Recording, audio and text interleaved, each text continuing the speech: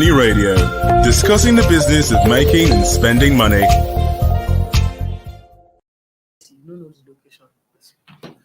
Good afternoon, everyone.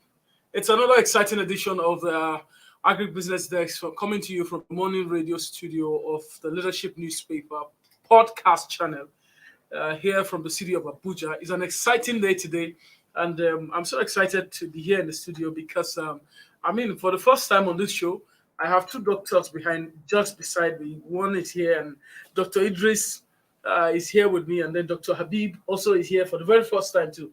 Dr. Habib, it's good to have you in the Leadership Podcast studio. Thank you. This is the first time we're doing this, right?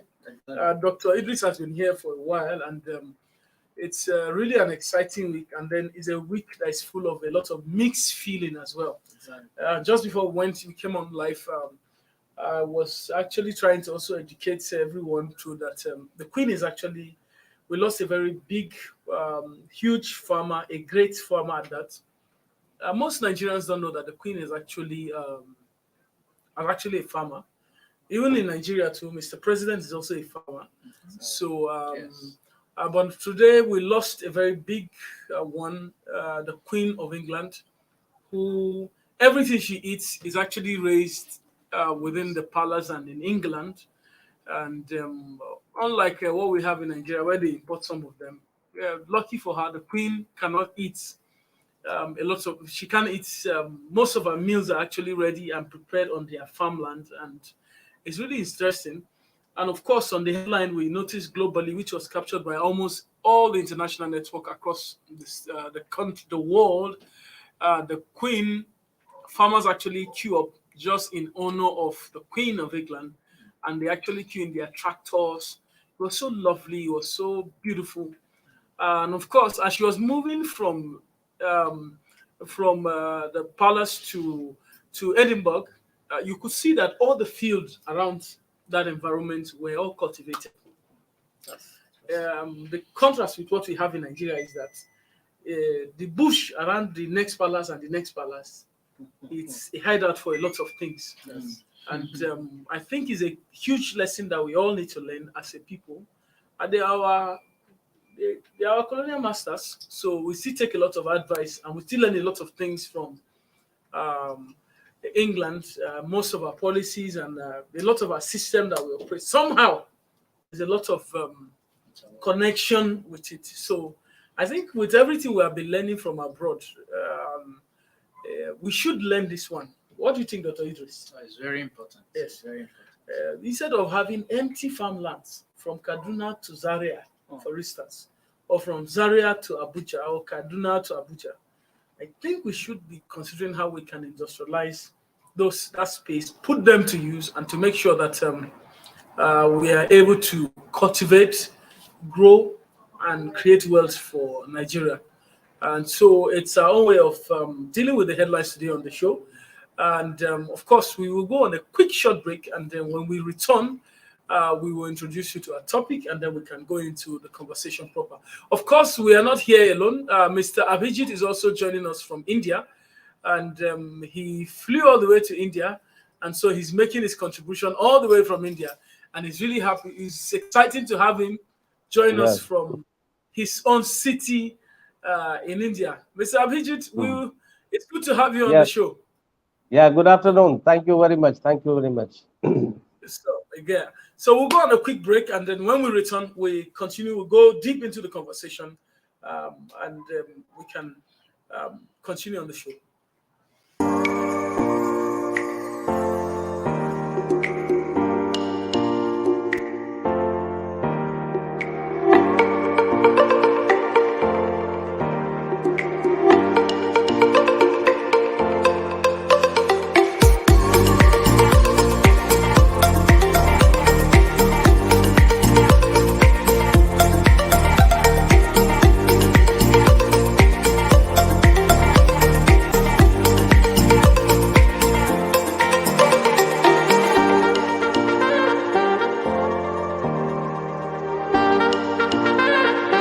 For sponsorship and advert placements, please contact 080-3688-6158 Last Word Leadership Podcast Studio. You have the last word.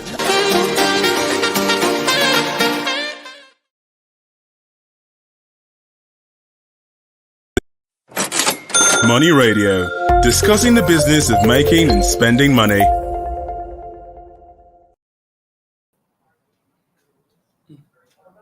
This thing is not. Well, welcome back to the show.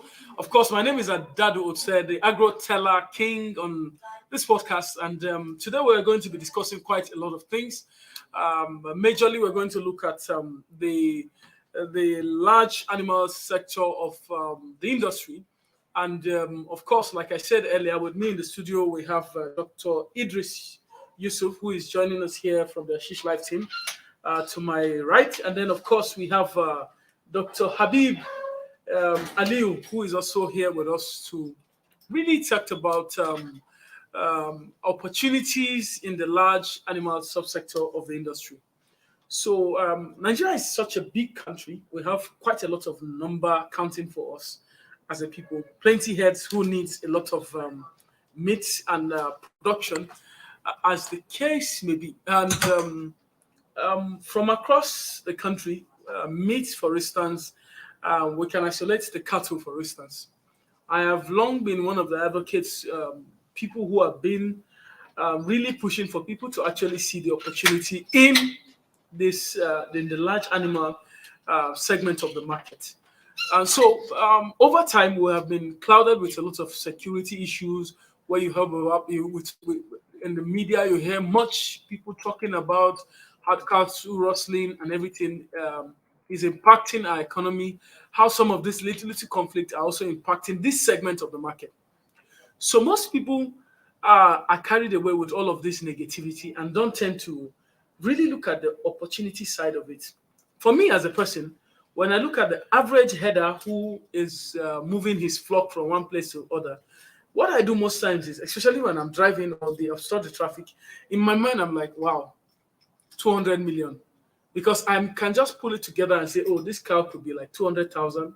By the time they are more than 10, you know how much that is. By the time they're like 50, in my head, I'm like, wow, these people are moving with a lot of money every day. And they look like they are...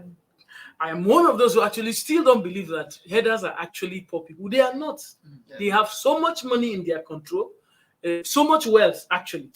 And so, I mean, you both have actually been in the industry. And of course, Mr. Ashish, in fact, in a place like India, large animals have different roles that they play beyond just for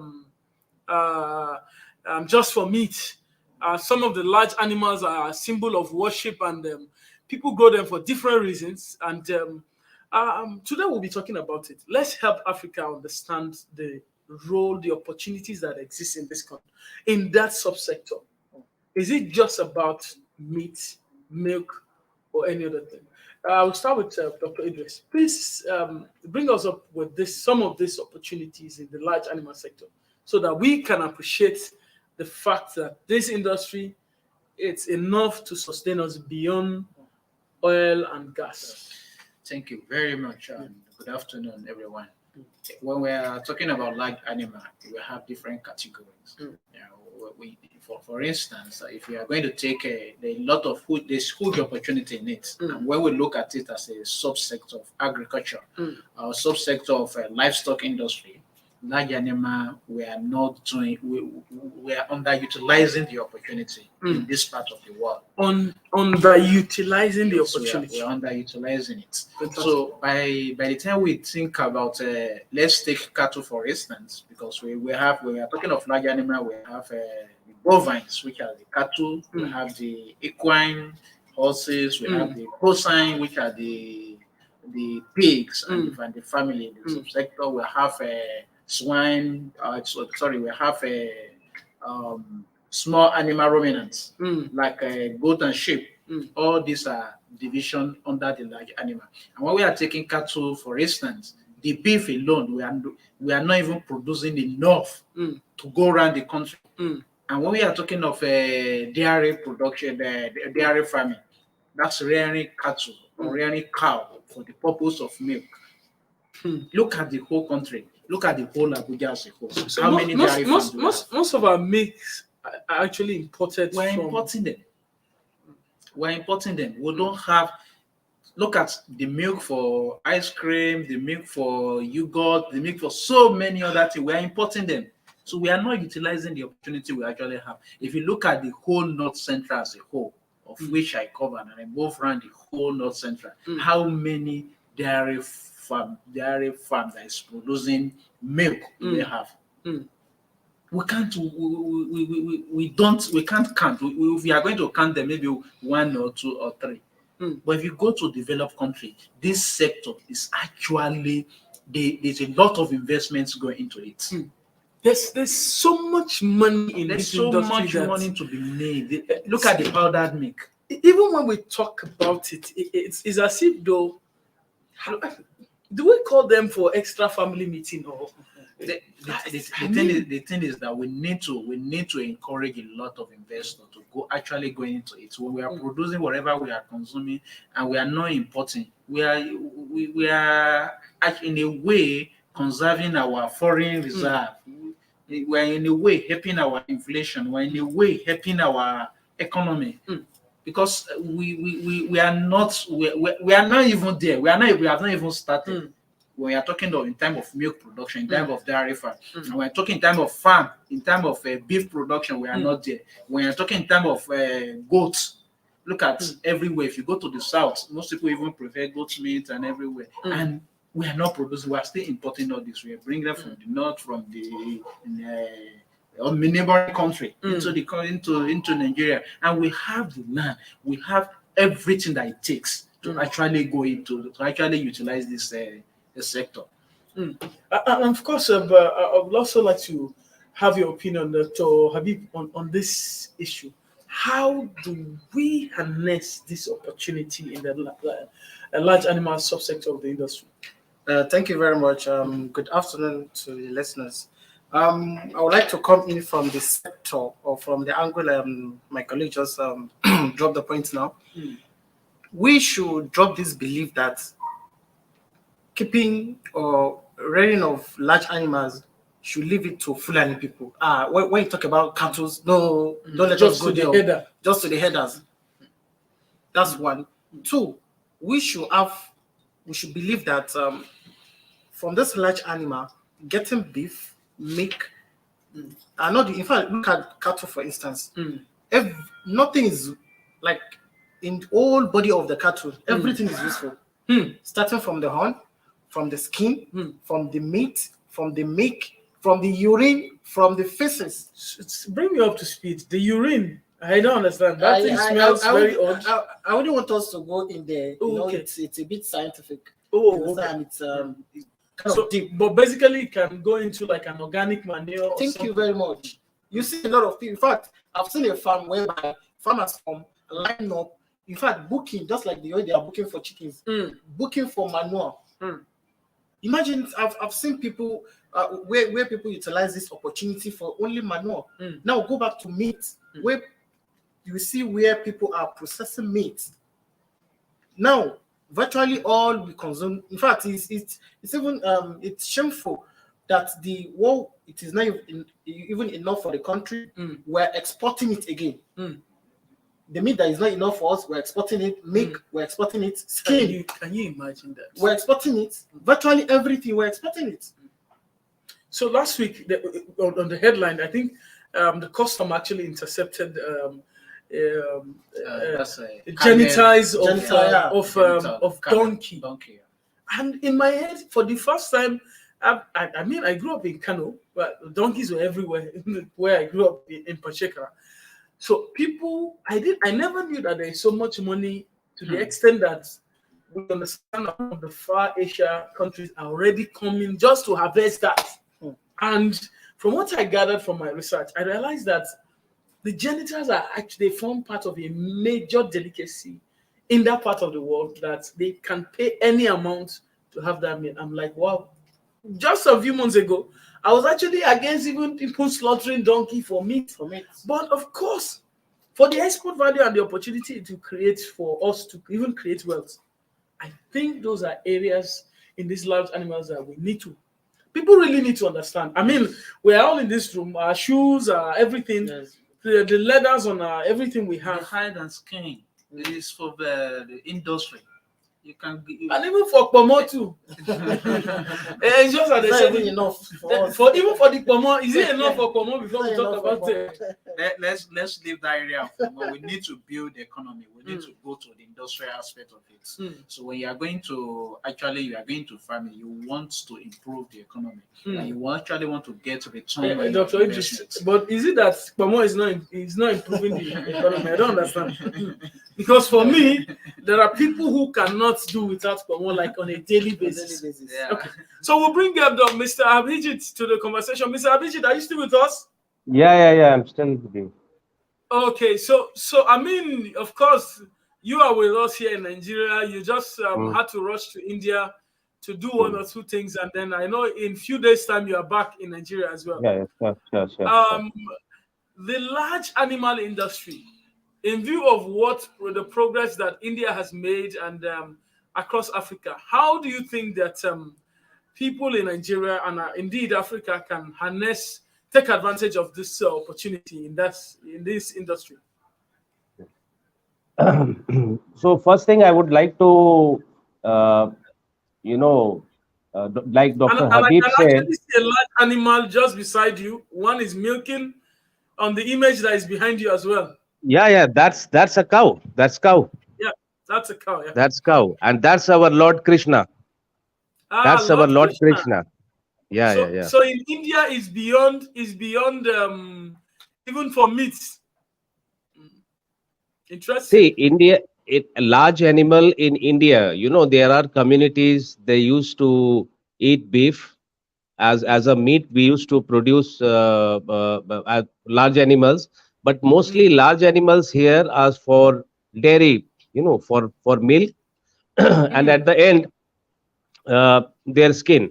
You know, their skin, because in India there are a lot of big setup for these tanneries where from raw hide you can finally produce a finished leather. So that's the basic difference between any developed countries like India and between Nigeria. Because see, Nigeria, as Dr. Habib said very well, whenever we used to talk about large animal, everybody's mind came only one thing, that is Fulanis. Whereas large animal is also a very profitable sector, where I'm really surprised that why people are rushing only on poultry, and nobody is concerning about large animal farming. Because large animal farming, as Dr. Habib said very correctly, from that animal you can get everything. You can get meat, you can get milk, and once it is died, once your large animal is finished, in fact, it is still profitable. Once you that skin can give you some money. So I think in Nigeria, our this sector has to be it has to need an expansion, where our youths who are just rushing for only poultry, and you see there are a lot of challenges in poultry. But in large animals, if you have a proper, again I want to say this, I want to add the same thing. If you have the proper management, management, that livestock industry can give you a huge money, as well as it will, once it is going to be expand. We don't need to care about feeding nation can be also feeded, and we can even export meat from here without any problem. Fantastic. So basically, we can take advantage of this to create wealth in different segments of the market. Exactly. And Dr. Abib, in respect to his view, why do you think that Nigerians are a bit skeptical or not jumping at large animal production and just leaving it to either a section of people or a certain ethnic space? Or, for instance, you hear virtually all the cattle that are consumed in the south are actually raised in the north, and they move there. Whereas these things can actually grow almost everywhere in Nigeria. Yes. Why do you think that? Is it a function of our mindset or mentality? Something we need to change urgently about our perception about that segment of the market? Thank you very much. Statistically, just like you said, we just need to change our mindsets. That's the number one thing. We need to change our mindset. We should not leave this to a particular, maybe ethnic group or a region. Imagine it doesn't have to do with maybe a vital line, or whereas you say that maybe South is You just need a little space to build them. and you don't need to have 100, 150 before you can have a livestock production. You can actually, these people that we are thinking that they are the only one who can live this to, they actually started from having 1, 2, then having a male or female Over time. I think what actually discourages people is when you look at chicken, for instance, the rate of production is a bit It's faster. and you can actually once you invest In 6 within weeks, 30, 30 you can make your money. Mm. So a constraint factor here is people think, okay, how will I invest my money before I can have an adult or before I can have a cow or a male one or female one that will give me this 3 or 4 calves. It's going to take a longer period of time. So we need to change our mindset.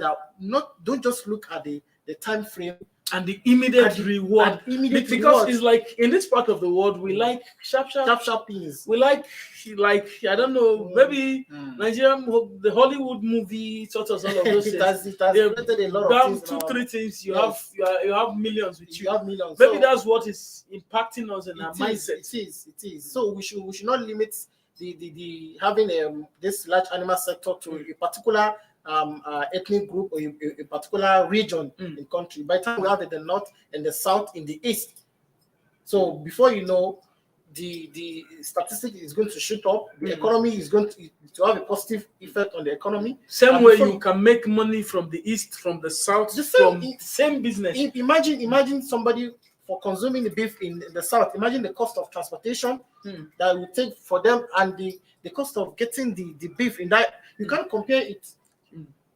Are you getting the point? So we should change our mindset towards that. So I want to urge everybody to take advantage of the market. Please. Wow, fantastic. Dr. Idris, you should be, what's your take on that? Yeah, I think what we need a reorientation in this part of the world. We actually wanted to go into something that will go tomorrow, we get we invest million today, tomorrow we'll get 10 million. You recover your money. No, it is gradually. It's not a quick fix. It's not something that you just go into it and you want to get the money. I think we actually need investors. We actually need to education. We actually need to reorientate our youth. We need to we need to tell them how to go about this large animal production, especially in terms of dairy production, in terms of milk production. We're actually lacking. And then, look at Abuja, for instance. We are lacking from across virtually Wuse to the Aminu Kano, every spot. And then one ice cream spots. Yes, one of the things that most people complain about is this issue of insecurity, the cattle rustling and other things. But even in the midst of all of that, we are still feeding, we are still eating. Thank you. We are still able to still grow. Thankful to God, we are surviving. You can even have a little area. We have a lot of what I say to people is, for instance, I'm only making reference to that because it used to be a reference point for a lot of insecurity issues. Let's say, for instance, Iraq. It will amaze you that when you go to places like Iraq, they have more agricultural activity than we even do in Nigeria. Yes, you're right. Because humanity, our collective humanity, is stronger than any other thing. It's stronger than anything that want to oppose us. That we should not grow meat to eat. There are people who cannot even eat. They cannot even eat without having to actually raise meat and all of that. So, Mr. Abhijit, I'd like to bring you to the conversation. So, how can we move faster and overtake India if possible? That's in terms of dairy production. See, in terms of dairy production, understand one thing. I will give you a very small example. If you put your money in your bank only for 6 weeks, how much interest bank will give you? Very small interest. But if you fix that money, that is called fixed deposit, for 2 years or for maybe 5 years, that money, whatever you have been fixed to your bank, you had fixed, you did an investment for 5 years. After 5 years, that money will not even grow. That money will just double. Now the terms here in Nigeria, people, they don't have patience. They just want to, invest, and they want to encash their interest and as well as profitability. That's why there are a lot of challenges in short-term business. Short-term business is poultry business, right? So we Where need to look at a Well, long-term approach to doing business in this side of the world. exactly. So for that, you need patience. You need patience. You need the whole management. You like Dr. Habib said, that you don't need to invest a lot. You just you start with 10 cows. You start with 10 cows with 2 males or eight and with 8 females. Let them grow up. Then you start crossbreeding them, right? Then you see that's the way they can increase their business opportunities. But it's a business of patience. It's a business of patience. It's a business of care. It's a business for exact management, where if you lose with lack of knowledge, ultimately the result will be same as in other businesses for livestock. Like in poultry business, people, they say no, there's no profitability in that business. Now I have an example. I was in Jos. I was in North. I think in the month of March. So I visited. I'll not mention their name. In our backyard here. Yeah, I visited one very big dairy farm. Can you imagine, that doctor? He just informed me that a local cow is producing not more than 2 liters of milk in a day. I was surprised. I was shocked, because in India, generally a cow you can get milk for not less than 10 to 12 liters every day. Wow. So yeah, so the reason is only what they are using female cows only for production. They are not nourishing them to produce milk. That's the basic reason why we have, we are importing dairy products, even though we have the largest population of cattle in this country. We have the largest population of the cattle in this country. So people, they should understand. See, cow is a female. You understand? Now, if you are not nourishing, if you are not giving nourishment to your female, after giving birth a baby, do you think she will survive more? She will be active? No.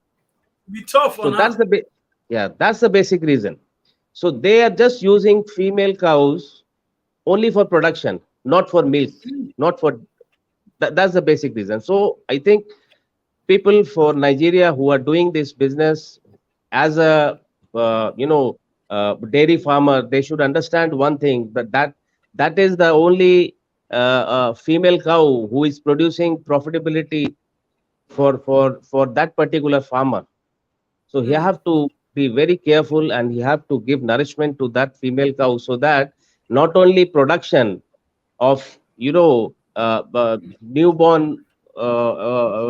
calf, that that cow can even produce good quantity of milk also.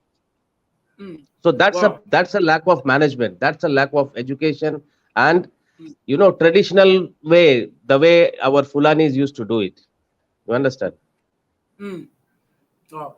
It's really interesting to discover that there's so much, the level of production in the dairy is so low in Nigeria that we need to urgently do something about. At this point, of course, you're listening to, you're watching the Money Radio Show, of course, the agribusiness segment of it.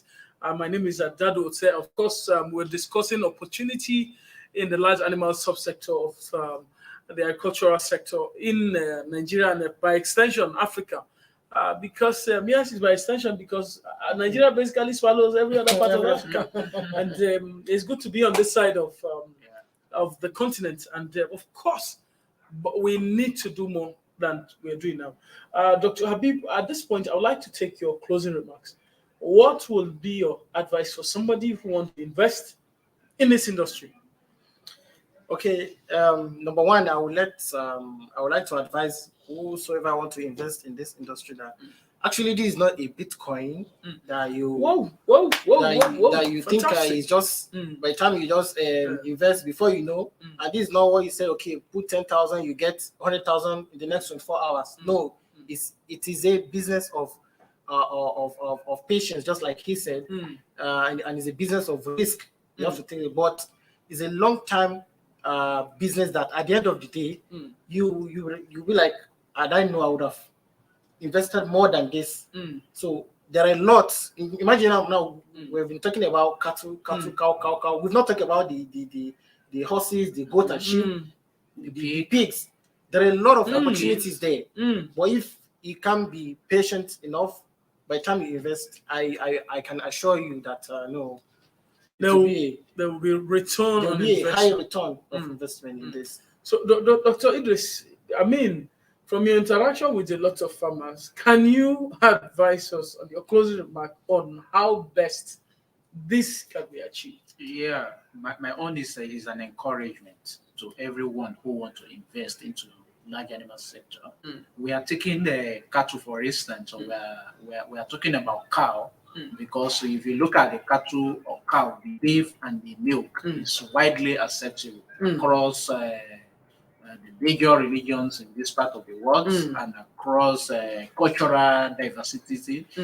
All I mean, cow Yes. is used for wedding, is used for burial, everywhere. it's used for naming, Yeah. it's used for all the Owambes in the country. So we It's have used for- other large animals, but if you Restaurants. actually want to invest in it, the encouragement is you need to start gradually and you need to seek the right knowledge. You can start with one or two, especially for those that they stay in you are working in the civil service organization or you are in an organization. You can start. You project that the next 10 years, this is where I want to be. You can start with one female or two female, one male, and before you know it, within 5 can years, within expand. 10 years, you imagine where you will be.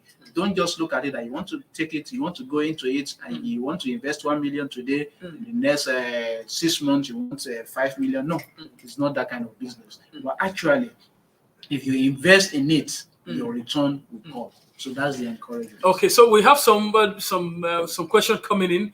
Of course, even though we didn't announce it earlier, but of course you can still send in your question, and then the guests in the studio, and we can all respond to it. Of course, we have somebody joining us this is via YouTube, and just with me, he said, "I'm glad I watched this program, really impacting." Thank you so much for joining us. We really appreciate your contribution, and we're glad that you're also learning from the process. I think that is the aim of this show, to educate Nigerians to see the opportunities that exist in the agribusiness, in agriculture, everything. We've talked so much about oil and gas. Enough of all of that.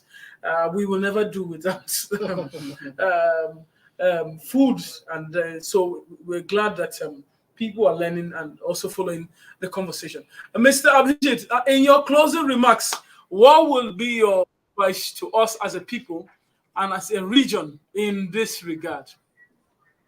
See, you correctly said, you see, cow is a very important cattle in our community in terms of Nigeria. You know, in marriage, in burial, in everywhere, we need cow, right?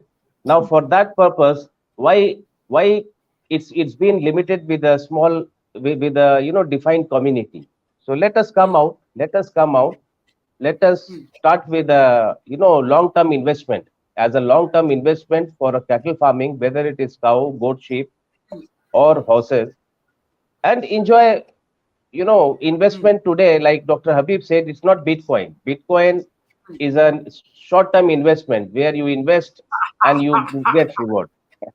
Yep. But this Bitcoin is actually by investing on cattle, by investing as to become a large animal or livestock farmer, this Bitcoin will give you gold actually in terms of long-term investment. It is going to give gold to those farmers who just start having those kind of patience, and they start instead of going short-term business. This business can give them money, not only money, house, car, gold. They can even go to Dubai and buy gold. That's an Indian concept anyway. Yeah. So it's really interesting to know that all of this can be achieved. Wealth can be created from the farm, and where you can achieve every other thing. At this point, we come to the end of this show today. And I want to sincerely thank you, Mr. Abhijit, for Thank you very much. joining us all the way from India. Even though it's not convenient time zone and all of that, you are able to also join us. We want to say sincerely thank you, and I would want to say namaste, right? And, okay, namaste, course, namaste. Dr. Idris and Dr. Habib here, I want to say a big thank you to you for also coming on the show. We hope to do this again, same time, same station, and we're going to talk about things that will impact on the agricultural sector. Please keep your question coming in. We'll hope to respond to some of them, even maybe in the next episode. And then feel free to also share this conversation. Share with as many people you know who like anything. Share with as many people you know who eat food, who taste anything from the farm. So share it with everyone around you. Thank you so much. My name is Adad Ote, and here is where we draw the conversation for today. We'll do the same time, same station next week, and keep it a date with us as we take the agricultural sector to a higher level. Thank you, and do have a wonderful weekend ahead. Thank you for watching. For sponsorship and advert placements, please contact 080-3688-6158. Last Word Leadership Podcast Studio. You have the last word.